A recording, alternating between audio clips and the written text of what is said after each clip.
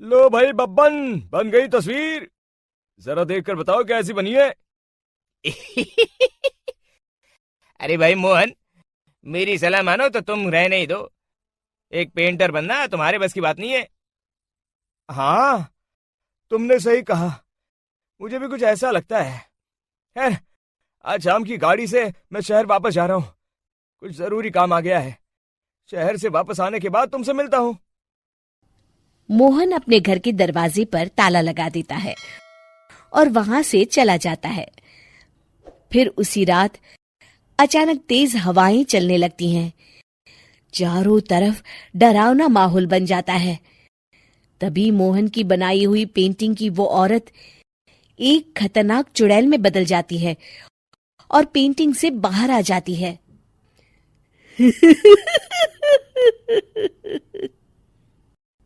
चुड़ैल घर के बाहर चली जाती है।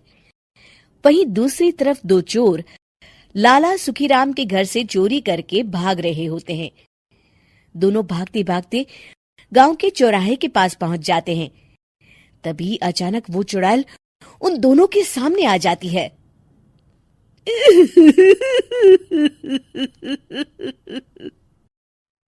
अरे मर गया रे! ये चुड़ैल कहाँ से आ गई? अरे मैंने तो तुझसे पहले ही कहा था कि आज अमावस्या की रात है। आज हमें चोरी नहीं करनी चाहिए। हाँ भाई बिल्ला, तुमने बिल्कुल सही कहा। जरा इसके दांत तो देखो, कितने बड़े हैं। चुड़ैल उन दोनों की तरफ बढ़ती है। अरे चुड़ैल दीदी, तुम चाहो तो ये सारे पैसे और जेवर ले लो, लेकिन हम दोनों को कुछ मत करना।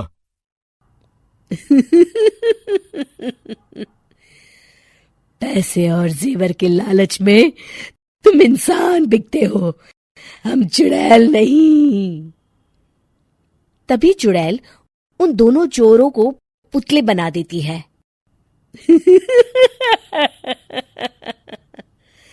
मैं किसी को नहीं छोड़ूंगी। अब कोई मुझसे नहीं बच सकता।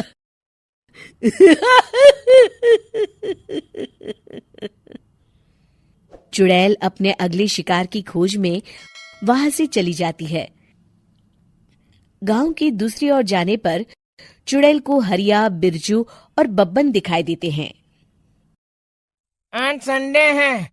आज कपिल शर्मा शो देखने का दिन है। जोर से बोलो। आज संडे है। मैंने नहीं सुना। आज संडे है।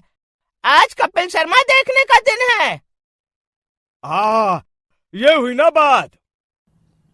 अरे ये कपिल शर्मा कौन है जो ये लोग उसे देखने के लिए इतने उतावले हुए जा रहे हैं? खैर, मुझे क्या, मैं अभी इन दोनों को मजा चखाती हूँ। चुड़ैल तेजी से उड़कर उन तीनों के सामने आकर खड़ी हो जाती है।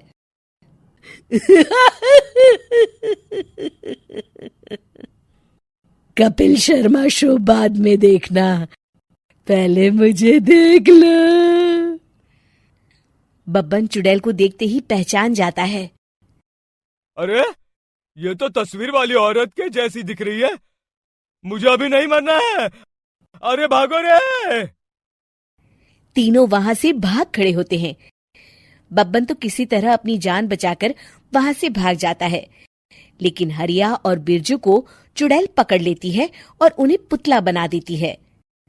फिर चुड़ैल बब्बन को पकड़ने के लिए उसका पीछा करती है, लेकिन बब्बन उसे कहीं नहीं दिखाई देता। अरे वो मोटा तो बड़ा तेज भागता है, शायद उस तरफ गया होगा। बब्बन एक दीवार के पीछे छुपकर बैठ जाता है और चुड़ैल उसके सामने से आगे निकल जाती है। बाल बाल बच गया। अगली सुबह बब्बन सभी गांव वालों को सारी बात बता देता है। फिर उस चुड़ैल के डर से रोज शाम होते ही पूरे गांव में सन्नाटा छा जाता था और कोई भी अपने घर के बाहर नहीं निकलता था। अरे ये क्या हो गया? इतनी देर से घूम रही हूं, अभी तक एक भी आदमी नहीं मिला। अरे कहाँ मर गए सबके सब? चुड़ैल वहां से चली जाती है, इस तरह कुछ दिन बीत जाते हैं। फिर एक दिन मोहन गांव वापस आता है। बब्बन उसे बताता है कि उसकी बनाई तस्वीर से एक चुड़ैल बाहर आ गई है।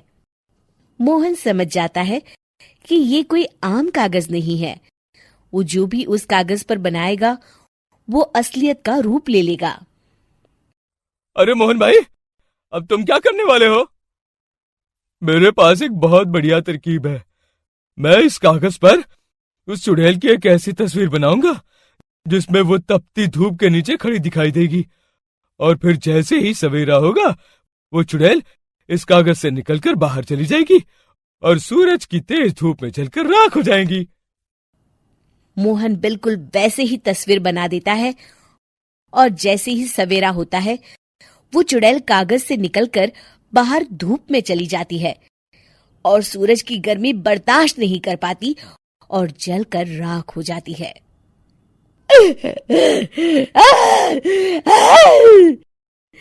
ये मुझे क्या हो रहा है? मैं सूरज की रोशनी बर्दाश्त नहीं कर सकती। मेरा पूरा शरीर जल रहा है। और इस तरह चुड़ैल के जलते ही पुतले बने सभी लोग पहले की तरह इंसान बन जाते हैं।